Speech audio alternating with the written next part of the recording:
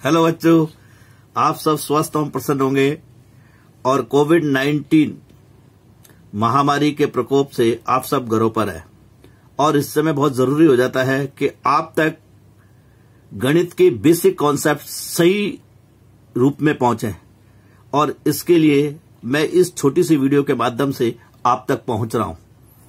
और आज अपन बहुत ही बेसिक कॉन्सेप्ट वर्ग और वर्गमूल, स्क्वायर एंड स्क्वायर रूट्स, जो 8th क्लास में ही नहीं वरन आपके 9th में, 10वीं में और आगे की जो विभिन्न प्रतियोगी परीक्षा है उन सब के लिए बहुत उपयोगी है। और आप जब इस इंट्रोडक्शन को ले लेंगे तो संभवतः अपने आप को किसी भी संख्या को देखकर आप ये बता पाएंगे कि ये वर्ग संख्या है। यानी आप बिना वर्गमूल निकाले, बिना गणना किए, केवल अवलोकन पर आधार पर, केवल ऑब्जर्वेशन के आधार पर आप ये बता पाएंगे कि ये संख्या वर्ग संख्या ही है और इसका वर्गमूल यही होगा। तो दोस्तों, मित्रों, आज अपन शुरू करते हैं। सबसे पहले अपने को ये समझना जरूरी हो जाता है, जब कोई कहता है कि स्क्वायर, क्लास में पूछा जाता है कि वर्ग किसे कहते हैं, तो हम अपने दिमाग में ज्योमेट्री में जो वर्ग अपन ने सीखा है, यानी जिसकी चारों भुजाएं समान होती है, अपन वो बना देते हैं। लेकिन मित्रों, यहां अपन इस वर्ग की बात नहीं कर रहे, अपन यहां किसी संख्या के वर्ग की बात कर रहे हैं कि किसी संख्या या कोई नंबर दिया हुआ है, उसकी वर्ग संख्या यानी उसका वर्ग कैसे प्राप्त करेंगे। तो मित्रों, सबसे पहले अपन इसकी एक परिभाषा, एक डेफिनेशन समझ लेते हैं। तो सिंपल सी चीज है, कोई संख्या आपको दी गई है, ठीक है मित्रों, उसको उसी संख्या से, यानी जो संख्या आपको दी गई है, जैसे ए आपको दिया गया है और ए से ही आप उसको गुणा कर दीजिए, जो भी आपको प्राप्त होगा वही आपके पास कौन सी संख्या होगी, वर्ग संख्या होगी। समझ में आ रहा है मित्रों? यानी क्या करना है, किसी भी संख्या का वर्ग निकालने का सबसे अच्छा तरीका है उसको उसी नंबर से, यानी जो संख्या दी गई है उसको स्वयं से ही गुणा कर लीजिए। जैसे आपसे कहा जाए कि 5 का वर्ग निकालिए, तो आप क्या करेंगे, 5 को 5 से ही गुणा कर दीजिए, जो भी आपके पास आएगा वही क्या कहलाएगा, उसका वर्ग। लेकिन मित्रों, आप जानते हैं जब 5 2 बार आ जाता है तो घात, अपना घातांक का नियम यह कहता है कि इस पर घात कितनी हो गई, 2। समझ में आ गया मित्रों? इसलिए अपन क्या करते हैं, जब किसी संख्या का वर्ग पूछते हैं तो उस पर घात कितनी लगाते हैं मित्रों, अपन 2। यानी अगर आपसे कहा जाए कि किसी भी संख्या का वर्ग, तो ये समझ लीजिए उस पर घात कितनी लगानी है आपको, 2। ठीक है मित्रों, समझ में आ रहा है? अब अपन क्या करेंगे, यहां 1 से 20 तक की प्राकृत संख्याओं का वर्ग देखते हैं। उसका अपन ये देखते हैं कि ऐसी कौन कौन से गुण उससे अपने को मिलते हैं। 1 से 20 तक प्राकृत संख्याएं कौन सी होती है मित्रों, जो 1 से शुरू होती है और अनंत तक चलती है।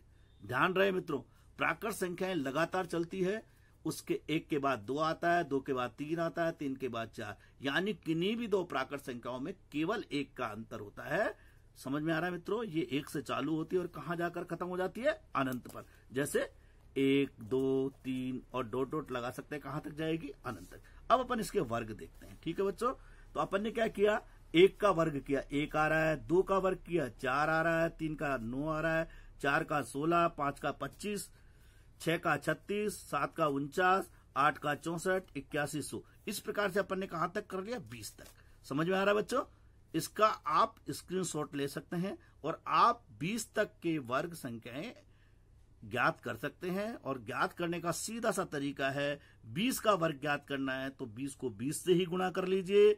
ठीक है बच्चों, अब अपन नेक्स्ट देखते हैं कि इस सारणी के आधार पर इसके कौन कौन से गुणधर्म है, कौन कौन से प्रॉपर्टीज होती है वर्ग संख्याओं की। आइए,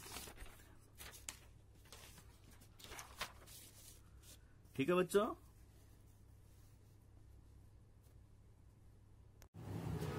वर्ग संख्याओं के गुणधर्म देखते हैं।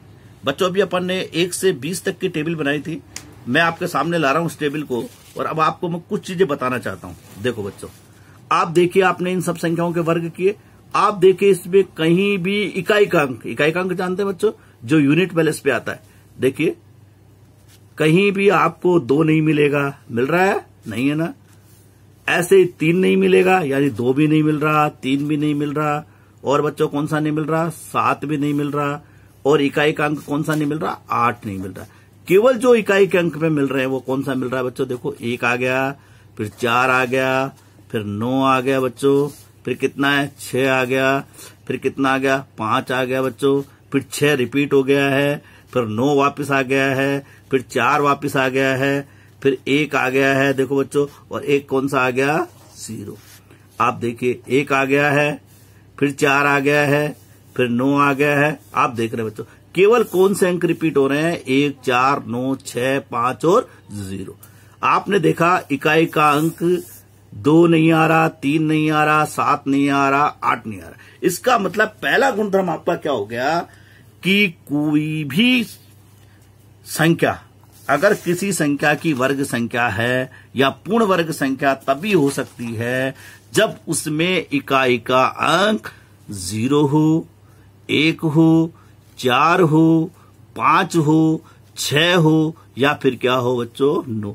ये अंक होंगे तो वह संख्या वर्ग संख्या हो सकती है, राइट। ऐसा कंफर्म नहीं है कि होगी, हो सकती है कहा मैंने बच्चों, ठीक है। और अगर 2, 3, 7, 8 आ गए, इसका मतलब वह वर्ग संख्या है ही नहीं। तो पहला गुणधर्म समझ में आ रहा है। कोई भी वर्ग संख्या बनने के लिए क्या जरूरी है, इकाई का अंक 0 आना चाहिए, 1 आना चाहिए, 4 आना चाहिए, 5 आना चाहिए, 6 या किस में से आ सकता है, 9 में से, ठीक है बच्चों। दूसरा मैंने आपको बता दिया, इकाई का अंक कौन सा नहीं हो सकता, 2, 3, 7, 8 नहीं हो सकता। अब तीसरा देखिए, आप इधर देखिए बच्चों, इसकी तीसरी प्रॉपर्टी बहुत मजेदार प्रॉपर्टी है और इसमें अपने को ये बताती है कि ऐसी संख्याएं जिनमें इकाई का अंक यानी जो किस पर अंत हो रही है, 1 पर या 9 पर, अगर उसको वर्ग कर लें तो आप देखेंगे कि जो वर्ग संख्या प्राप्त हो रही है अपने को, पूर्ण वर्ग संख्या प्राप्त हो रही है, उसमें भी इकाई का अंक कितना आता है, 1 आता है। जैसे मित्रों मैं आपको बताता हूं, उसको समझने की कोशिश करिए। देखिए 1 है, 1 का वर्ग करना तो इसमें इकाई का अंक 1 ही है। तो आप देख रहे हैं जो वर्ग संख्या मिल रही है उसमें भी इकाई का अंक कितना, 1 ही है, लेकिन 9 है, ठीक है। अब 9 का आपने वर्ग किया, कितना है, 9, 9, 81। अब 81 आ रहा है, लेकिन आप देख रहे हैं कि 81 के इकाई का अंक कितना है, 1 है मित्रों। एकदम मजेदार बात कि यानी कि आपका इकाई का अंक 9 है, लेकिन जो वर्ग संख्या मिल रही है उसमें इकाई का अंक कितना है, 1 है। यानी 1 है तब भी 1 आ रहा है और 9 है तब भी कितना आ रहा है, 1। चलिए और उदाहरण देखते हैं। 11 का वर्ग आपने किया, ठीक है मित्रों, इसमें इकाई का अंक कितना है, 1 है।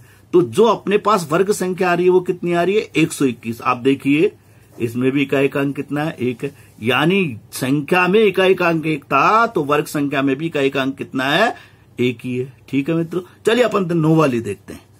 19 का आपने वर्ग किया, कितना आया, 361। देखो मित्रों यहां 19 में इकाई का अंक कितना है, 9 है, लेकिन आप देख रहे हैं इसके वर्गमूल 361 में इकाई का अंक कितना है, 1। तो समझ में आ रहा है बच्चों, अगर किसी संख्या के इकाई का अंक 1 या 9 है तो उसकी वर्ग संख्या में हमेशा इकाई का अंक कितना होगा, 1। समझ में आ रहा है। इसी प्रकार से एक मजेदार और बिंदु समझते हैं इसका गुणधर्म, वो देखिए। अगर मान लीजिए कोई संख्या है जो जिनके इकाई का अंक क्या है, 4 हो या फिर कितना हो, 6 हो, ठीक है। तो इनका जब जब भी आप वर्ग करेंगे हमेशा उनके वर्ग में इकाई का अंक कितना होगा, 6। देखो बच्चों इसको समझो, जैसे मैंने क्या कहा, 4 का वर्ग कितना किया, कितना है, 16।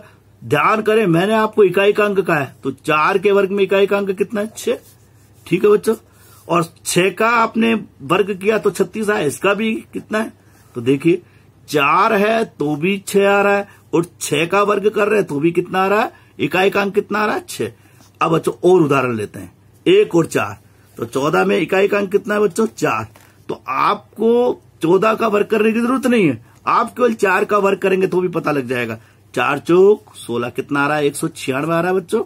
और 196 में अगर आप देखें तो इकाई का अंक कितना है, 6। इसका मतलब क्या हुआ कि जिन संख्याओं का इकाई का अंक 4 होता है या 6 होता है उसमें भी वर्ग संख्या यानी कि उसकी वर्ग संख्या करते हैं, जो वर्ग संख्या प्राप्त होती है उसमें इकाई का अंक कितना होता है, 6 ही होता है। समझ में आ रहा है बच्चों। अगर मान लीजिए मैं आपसे कहूं कि जैसे मान लीजिए 34 है, तो आप बिना देखे बिना गुणा किए हुए भी बता सकते हैं कि इसमें जो वर्ग प्राप्त होगा उसमें इकाई का अंक कितना होगा, क्योंकि यहां कितना है बच्चों 4, राइट है, इकाई का अंक कितना है 4। तो आप सिंपल सा 4 का वर्ग कर लीजिए, 4 का वर्ग करेंगे कितना आएगा 16 आया, तो कितना हुआ बच्चों, यानी इसका जो वर्ग करेंगे उसमें इकाई का अंक कितना आएगा 6। यानी जब भी 4 और 6 होगा हमेशा इकाई का अंक कितना प्राप्त होगा बच्चों 6। चलिए एक उदाहरण और ले लेते हैं। आपको लगता है जैसे आपने मान लीजिए किसको गुणा किया 26 को, 26 को किससे गुणा करें 26 से, तो 26 को 26 से गुणा करने की जरूरत नहीं, केवल इसका इकाई का अंक देखिए, इकाई का अंक कितना है 6 और 6 का वर्ग कितना होता है 36, 36 में इकाई का अंक कितना है 6। तो ध्यान रहे जिसमें भी इकाई का अंक 4 या 6 है उसमें भी इकाई का अंक, उसकी वर्ग संख्या में इकाई का अंक कितना प्राप्त होगा बच्चों 6। चलिए लास्ट है 5वां। अब मैं ऐसी संख्याओं की बात कर रहा हूं, ध्यान करिए बच्चों, शून्यात वाली होती है, शून्यात जिनका शून्य पर अंत होता है, जैसे 10 कह लीजिए, 20 है, 30 है, ये सारी संख्याएं कैसे कहलाती है शून्यांत, यानी जिनका शून्य पर अंत होता है। अगर इनका वर्ग किया जाए, इनका वर्ग का मतलब स्क्वायर कर ले तो ध्यान रखिए जो भी वर्ग संख्या प्राप्त होगी, जैसे ये 100 होगी, ये 400 होगी, ये 900 होगी, तो आप देख रहे हैं कि इसमें शून्य 1 थी, तो यहां कितनी प्राप्त हो रही है 2। यानी जब भी शून्य प्राप्त होगी वो किस साथ कैसी संख्या में प्राप्त होगी सम, यानी 2 हो सकती है, 4 हो सकती है, 6 हो सकती है, लेकिन होगी हमेशा सम संख्या ही। यानी शून्यों की संख्या कैसी होगी सम, यानी 2 हो सकती है, 4 हो सकती है, 6। जैसे अपन देखते हैं, मान लीजिए आपसे कहा गया कि 500 का वर्ग करना है, ठीक है। अब 500 का वर्ग करना ना, तो सीधा सा ये है कि उसके वर्ग में कितना हो जाएगा, यहां कितनी संख्या है आपके पास 2, तो इसका मतलब उसके वर्ग में कितनी जीरो प्राप्त होगी अपने को 4। यानी कभी भी वर्ग संख्या में शून्यों की संख्या विषम नहीं हो सकती, 1 नहीं होगी, 3 नहीं होगी, 5 नहीं होगी, समझ में आ रहा है। यानी कि किसी भी संख्या का वर्ग अपन करते हैं जो शून्यात से हो रही है, यानी जिसका लास्ट अंक शून्य है, तो उसके वर्ग में जो शून्यों की संख्या है वो सम आएगी। यानी 2 जीरो हो सकती है, 4 हो सकती है, 6 हो सकती है, कितनी हो सकती है बच्चों 8 हो सकती है। अब अपन देखेंगे इसका गुणधर्म नंबर 6। मैंने कुछ प्राकृत संख्याएं लिखी, आपने पता होना चाहिए 1 से लेकर ध्यान करें 12 तक, और फिर डॉट डॉट लगा दिया, क्योंकि प्राकृत संख्या 1 से शुरू होती है, कहां तक जाती है बच्चों अनंत तक। ध्यान रहे ये सारी क्रमागत है, क्रमागत का मतलब लगातार है। अब इसमें अगर मान लीजिए आपसे 2 तरह की संख्याएं हैं, मैं जिनके लिए गोला बना रहा हूं, ध्यान करना, वो सारी की सारी विषम संख्याएं, ध्यान करना, विषम प्राकृत संख्याएं हैं, ठीक है बच्चों, जिन पर गोला बना रहा। तो जो शेष बच गई वो कैसी हो गई, सम संख्याएं हो गई। अब अगर मान लीजिए आपसे ये कहा जाए कि इन 5 संख्याओं को जोड़ना है, 1 को जोड़ना है, 3 को जोड़ना है, 5 को जोड़ना है, 7 को जोड़ना है और 9 को जोड़ना है। यानी 1 को जोड़ना है, 1 + 3 + 5 + 7 + 9। और आपसे कहा जाए भाई आपको योग नहीं करना, आपको तो डायरेक्ट सीधा बताना है, तो मैं बच्चों आपको एक तरीका बता रहा हूं, एक ट्रिक बता रहा हूं। आप क्या करें, ये देख ले कि कितनी संख्याएं, तो कितनी प्राकृत कितनी विषम संख्याएं, 1 2 3 4 और 5।